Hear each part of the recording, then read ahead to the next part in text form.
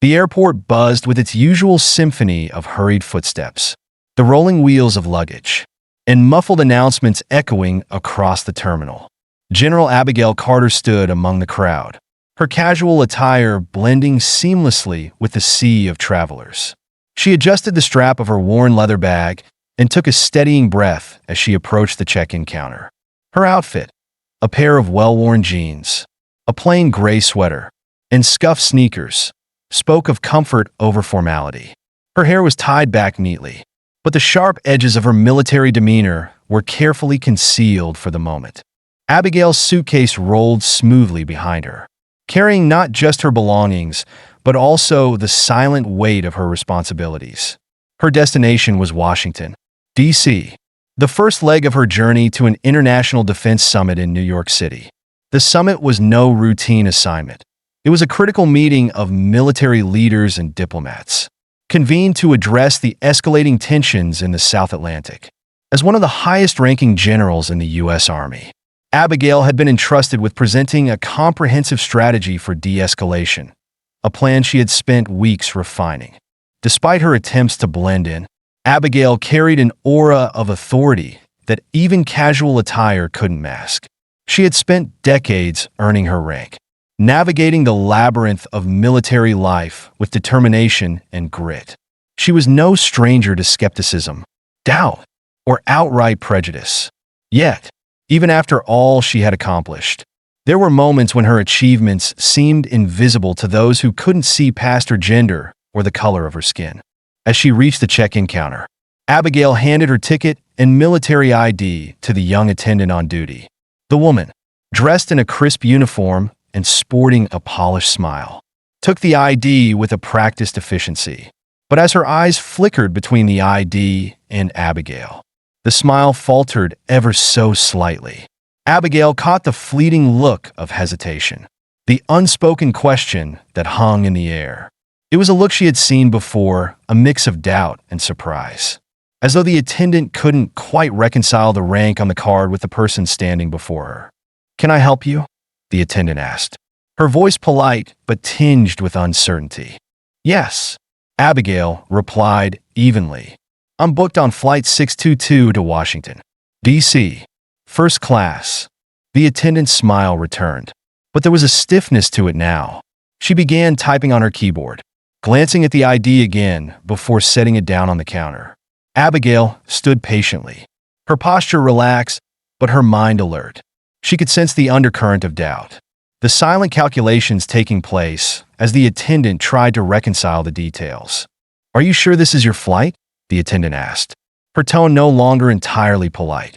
Abigail's jaw tightened slightly, but her voice remained steady. "I am certain," she said. "This is my flight, and I'm traveling on official Army business." The attendant's fingers hesitated over the keyboard before she gestured for a colleague. A young man approached, clipboard in hand, his expression curious but cautious. The two exchanged a quiet, almost imperceptible glance. Abigail recognized the signs immediately. Doubt cloaked in procedure, skepticism disguised as professionalism. It was an all-too-familiar pattern. The young man addressed her next. "Can I see your ID again?" "Please," he asked. Abigail handed it over without hesitation, maintaining her composure despite the rising frustration simmering beneath the surface. The man inspected the ID closely, flipping it over as though searching for a flaw or inconsistency. He exchanged another glance with the attendant, who offered a subtle nod. Abigail's patience, honed over decades of military service, held firm. After a moment, the young man straightened and said, "We'll need to verify this further. Please wait here." Abigail inclined her head slightly, watching as he disappeared into a back office with her ID. The attendant remained at her station, avoiding Abigail's gaze as she resumed typing on her computer. Around them, the line of passengers grew longer, their murmurs of impatience rising softly. Abigail stood still, her hands resting lightly on the handle of her suitcase. She was accustomed to waiting, but the underlying implications of this delay gnawed at her. This wasn't just about verifying credentials. It was about what she represented, power and authority in a form that some people still found difficult to accept. Her thoughts drifted to the countless moments that had shaped her career. As a young officer, she had faced doubters who questioned her abilities before she even opened her mouth. Her presence alone had often been seen as a challenge to the status quo. She had learned to work twice as hard, to prepare twice as thoroughly, knowing that any mistake she made would be scrutinized more harshly than those of her peers. Over time, she had built a reputation for excellence, rising steadily through the ranks to become one of the U.S. Army's most respected strategists. But even now, with decades of experience and a title that spoke for itself, moments like these reminded her that the fight was far from over. The young man returned, accompanied by a middle-aged supervisor whose expression was neutral but firm. "General Carter," the supervisor began, glancing at the ID in his hand. "We've encountered a small issue verifying your credentials. We'll need a bit more time to ensure everything is in order." Abigail met his gaze without flinching. "I understand the need for caution," she said, her tone professional yet edged with steel. "However, I've traveled under these credentials numerous times without issue. I'm en route to a summit of critical importance, and I cannot afford delays." The supervisor hesitated, his eyes narrowing slightly as he assessed her. Then, with a curt nod, he disappeared back into the office, the young man trailing behind him. Abigail let out a slow breath, her grip tightening momentarily on her suitcase handle. This wasn't the first time she had been made to wait while her legitimacy was questioned, and it wouldn't be the last. But she would endure it, as she always had. She hadn't risen to the rank of general by backing down from challenges, visible or invisible. This delay was just another test, one she was determined to pass. The mission ahead was too important to let anything stand in her way. Abigail Carter stood firm, her posture resolute as she waited for the verification process to unfold. Around her, the buzz of the airport continued unabated. Travelers shuffled forward in lines. Announcements crackled over the PA system, and the scent of stale coffee mixed with the faint tang of jet fuel hung in the air. To an observer, Abigail appeared calm, patient even, but beneath the surface, her mind churned with quiet indignation. This wasn't the first time she had been held up in such a manner, and she knew it wouldn't be the last. For years, she had encountered subtle, and sometimes overt, challenges to her authority, her competence, her very presence in rooms and roles traditionally dominated by men. But it never ceased to sting. It wasn't just about her rank or accomplishments. It was about the barriers she had broken to get here and the quiet battles she continued to fight. Even now, at the peak of her career, her thoughts drifted back to the first time she had felt the weight of these invisible battles. She had been a newly commissioned officer, fresh out of officer candidate school, eager to prove herself in a world that often seemed stacked against her. The military had promised an even playing field, a meritocracy where skill and determination mattered more than background or appearance. But the reality had been far different. From her first assignment, she had noticed the subtle glances, the unspoken doubts from her peers and superiors alike. Back then, it had taken all her willpower not to let the weight of those doubts crush her. Instead, she had focused on her work, throwing herself into every task with a precision and dedication that left no room for criticism. She had quickly gained a reputation as someone who could handle pressure, solve problems, and lead with authority. Yet, no matter how many accolades she earned, there was always another barrier to overcome, another room where she had to prove she deserved to be there. The click of a door opening snapped Abigail back to the present. The young man from earlier emerged from the back office, his expression slightly more neutral now, though his steps still carried a hint of hesitation. Behind him, the supervisor followed, holding her military ID. Abigail could see the faintest traces of unease in their demeanor, as if they were grappling with the implications of what they had just verified. "General Carter," the supervisor began, his tone professional but still measured. "We've confirmed your credentials. I apologize for the delay." Abigail nodded, taking the ID from his outstretched hand. Her voice was steady, composed. "Thank you. I trust there won't be any further issues." "Of course not, ma'am," the supervisor replied. But Abigail could sense his discomfort. He shifted slightly, as though eager to move past the interaction. She didn't offer any further commentary. Instead, she turned away, her focus already shifting to the task ahead. As she made her way through the terminal, she allowed herself a moment of reflection. This encounter, though frustrating, was a reminder of the invisible battles she carried with her every day. It wasn't just about getting on the flight. It was about what the moment represented, a lifetime of proving herself in spaces that weren't designed for people like her. Abigail found her seat at the gate, settling into a chair with her suitcase at her feet. She pulled out her phone and scrolled through the latest briefing notes for the summit. The South Atlantic was a powder keg, tensions simmering dangerously close to the surface. Rival nations had ramped up naval activity, and territorial disputes were escalating into a dangerous game of brinkmanship.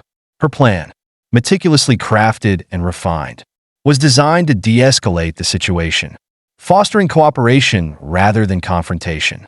But she knew presenting it would be an uphill battle. The summit in New York City wasn't just a meeting of military minds. It was a political theater where alliances were tested, egos clashed, and hidden agendas often took precedence over diplomacy. Abigail had attended enough of these gatherings to know the landscape well. There would be those who supported her strategy, recognizing the need for stability in a volatile region. But there would also be detractors, individuals who saw the crisis as an opportunity to assert dominance or gain leverage. And then there was her own personal challenge.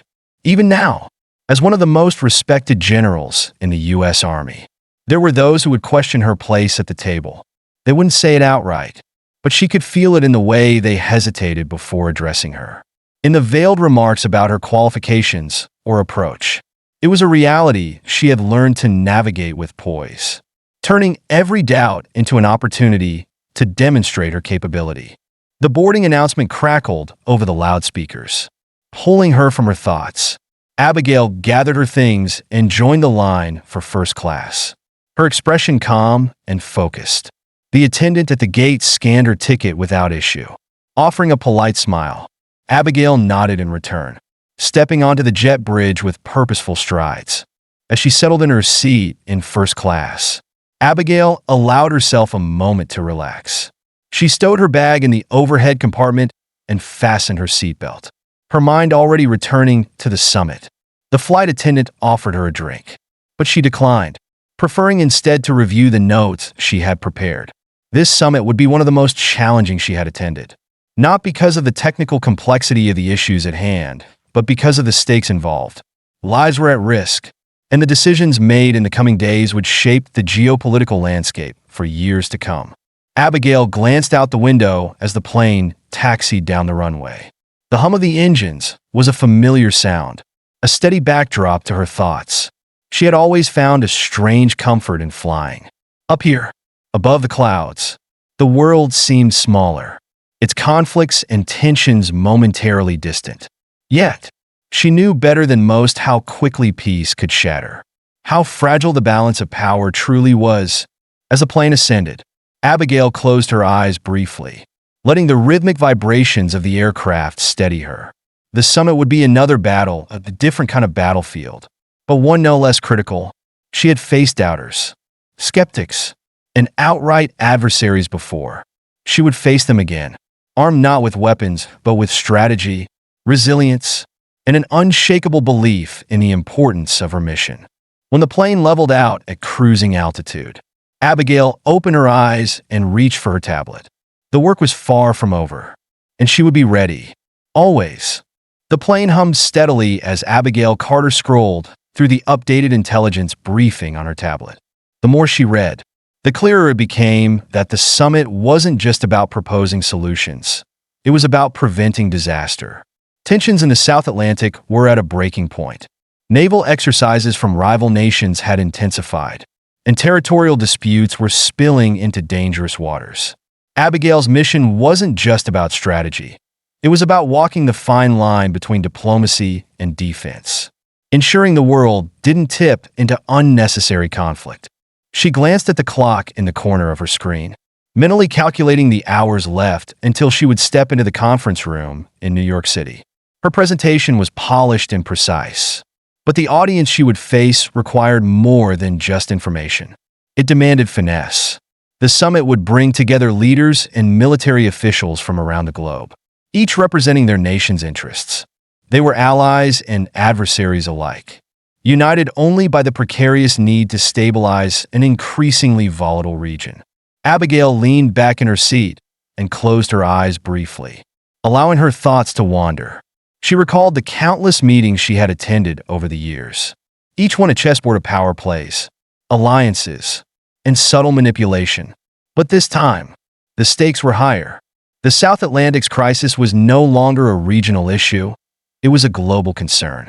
Nations that had long been allies were testing one another's boundaries, and new players were exploiting the cracks in international diplomacy. The stakes weren't just geopolitical. Abigail carried the weight of personal expectations too.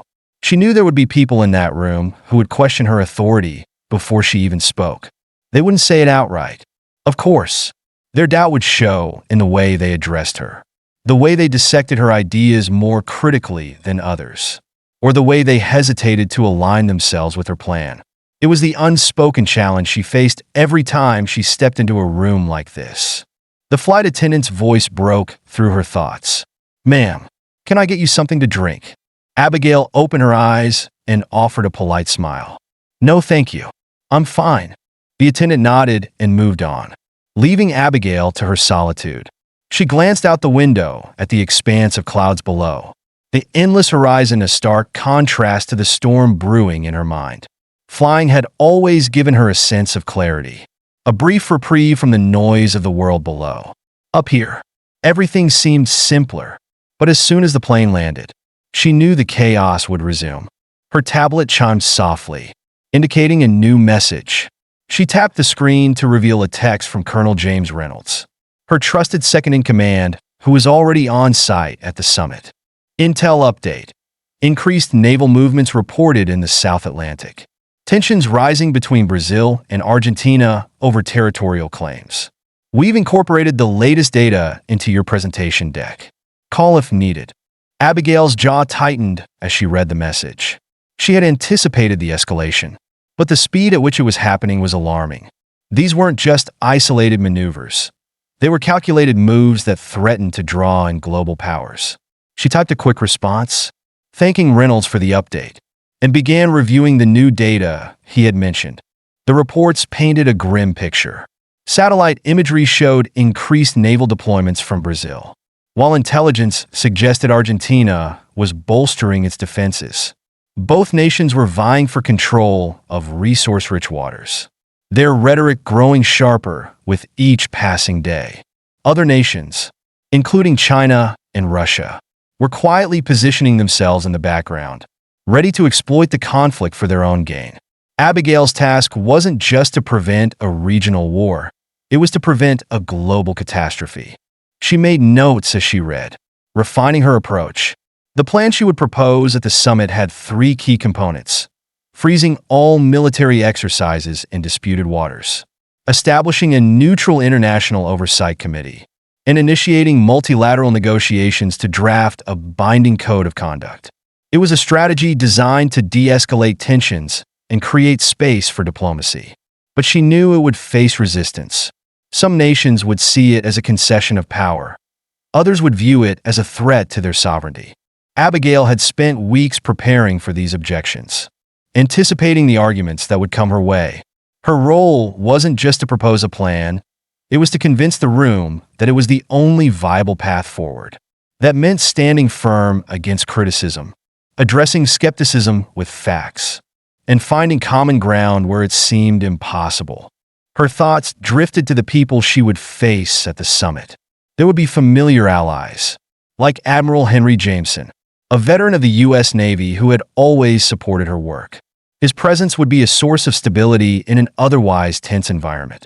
But there would also be adversaries, leaders and officials who saw her not as a partner, but as a competitor. Chief among them was Diego Santos, a Brazilian diplomat known for his sharp mind and even sharper tongue. He had made it clear in previous meetings that he viewed the U.S. as an outsider meddling in regional affairs. Winning his support would be critical but challenging. And then there were the silent observers, the ones who wouldn't speak openly, but whose opinions carried weight. Abigail had dealt with them her entire career.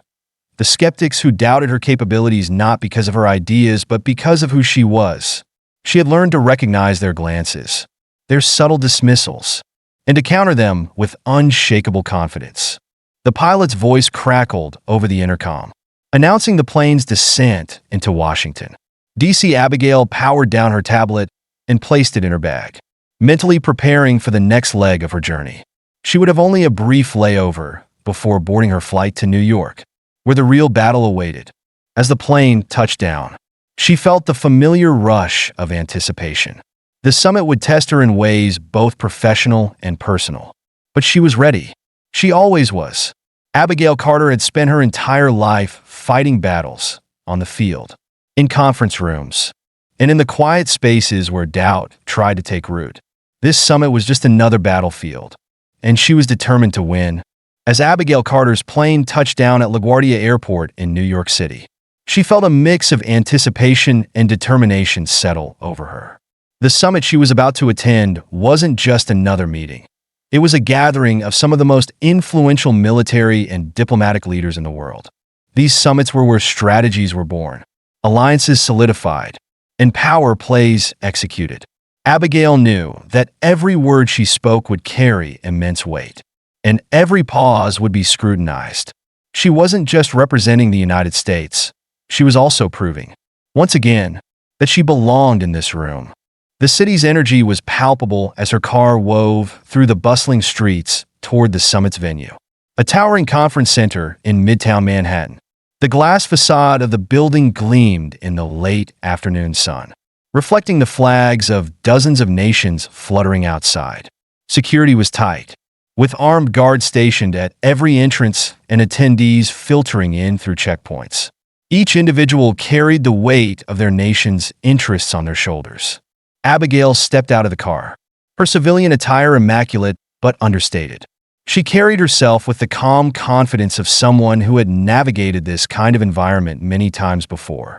Yet, beneath her composed exterior, she felt the familiar pressure of expectation. She handed her credentials to a security officer, who scanned them quickly before waving her through. The hum of activity inside the venue was like a storm waiting to break. Diplomats, military officials, and their aides moved through the grand lobby, speaking in hushed tones or exchanging polite nods. Abigail made her way to the main conference hall, her stride purposeful. She was greeted by a familiar face near the entrance, Admiral Henry Jameson, a fellow representative from the United States and a veteran who had long been an ally. His warm smile was a welcome sight amid the sea of unfamiliar faces. General Carter. Jameson greeted her with a firm handshake. "Good to see you. How was your trip?" "Uneventful," Abigail replied with a small smile. The calm before the storm. Jameson chuckled, but his expression quickly grew serious. "I've been hearing murmurs. Tensions in the South Atlantic are worse than we thought. We'll have our work cut out for us in there." Abigail nodded, her focus sharpening. "I've seen the latest intel. We need to act fast if we're going to prevent this from spiraling out of control." Jameson sighed. "Agreed. But don't expect everyone in that room to share our urgency. Some of these folks are more interested in posturing than solutions." "I know," Abigail said evenly, "but that won't stop me from doing what I came here to do." Jameson nodded, his respect for her evident. "You've got my support, as always." "Thank you," Abigail replied sincerely. Allies like Jameson were invaluable in an environment where trust was often in short supply. Inside the conference hall, the atmosphere was tense but controlled. The long, polished table at the center of the room was surrounded by delegates, each representing their nation's interests. Behind them, aides and advisors hovered with notes and whispered updates. The air buzzed with unspoken agendas and the weight of what was at stake. Abigail took her seat near the head of the table, her eyes scanning the room. Some of the delegates acknowledged her with polite nods. Others barely glanced her way. She recognized many of them from previous summits, seasoned diplomats, high-ranking officers, and political heavyweights. Each carried their own biases, ambitions, and challenges. Abigail knew that some of them would doubt her before she even opened her mouth. Not because of her plan, but because of who she was, a black woman commanding authority in a space where she was still an anomaly. The session began with formalities. A European diplomat, serving as the moderator, outlined the objectives to address escalating tensions in the South Atlantic, propose d'escalation stratégie, and ensure a framework for long-term stability. Yet even as he spoke, Abigail could see the hardened expressions of some delegates, the quiet defiance of others. It was clear that not everyone in the room agreed on what those objectives should be. The representative from Brazil spoke first, delivering a carefully worded statement that framed their naval buildup as a necessary defense against external aggression. His tone was calm but firm, the subtext unmistakable. Brazil wasn't backing down. He concluded by subtly accusing Argentina of provoking the crisis, setting the stage for the contentious discussions to follow. The Argentinian delegate responded swiftly, accusing Brazil of encroaching on their territorial waters and escalating tensions unnecessarily. The words were diplomatic, but the intent was clear. The room was quickly dividing along predictable lines, with other delegates weighing in cautiously, each one navigating the tightrope of international diplomacy. Abigail listened carefully, her mind analyzing every statement, every subtle shift in tone or posture. This wasn't just about what was being said, it was about what wasn't. The underlying motivations, the strategic calculations, these were the real battlegrounds. When the moderator finally called on Abigail to present the United States position, the room's attention shifted to her. She stood with quiet authority, walking to the front of the room with measured steps. The weight of their scrutiny was tangible, but she met it head-on. "Thank you for giving me the floor," Abigail began, her voice steady and clear. The situation in the South Atlantic is not just a regional dispute. It is a crisis with global implications, and the actions we take here today will determine whether we move toward stability or conflict. She paused, letting her words sink in. Around the table, faces remained guarded, but she could sense their focus sharpening. The United States recognizes the legitimate concerns of all nations involved, she continued. But we must also acknowledge that military escalation only serves to heighten tensions, not resolve them. That is why I am proposing a three-part strategy aimed at de-escalation, regional cooperation, and long-term stability. Abigail outlined the first component, an immediate freeze on all military exercises in disputed waters.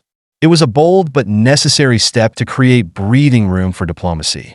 She then introduced the second element, the establishment of a neutral international oversight committee to monitor activity in the region and ensure adherence to international law.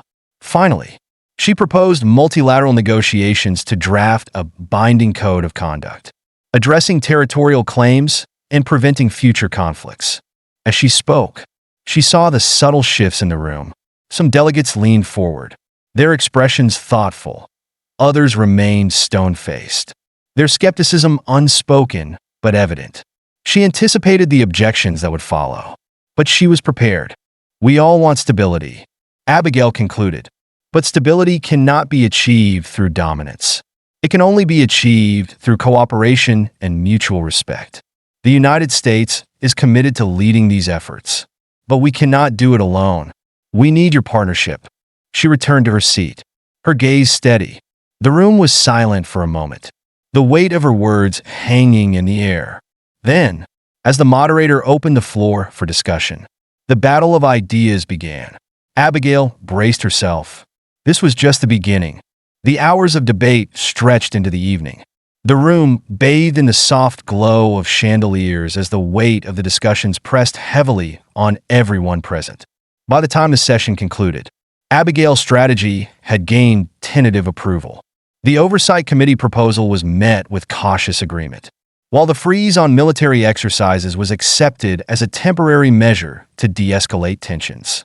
The Code of Conduct negotiations were set to begin within weeks. with Abigail taking a leading role in facilitating the discussions. As the delegates began to leave the room, Abigail remained seated, letting the weight of the day settle over her. It wasn't a complete victory, but it was a significant step forward. She had done what she came to do: steer the conversation away from conflict and toward cooperation. It would take time, effort, and relentless commitment, but the foundation had been laid. Admiral Jameson approached her, his expression a mix of pride and exhaustion. "You did good work in there, General." "That wasn't easy." Abigail offered a small smile. "It never is, but it's worth it." Jameson nodded, his respect evident. "You've got a talent for turning doubters into allies. Keep doing what you're doing. The world needs more of it." "Thank you," Abigail said sincerely. "We all have our part to play." As she walked out of the conference hall and into the crisp New York evening, Abigail allowed herself a moment of quiet reflection. The day had been a reminder of the battles she fought, both seen and unseen.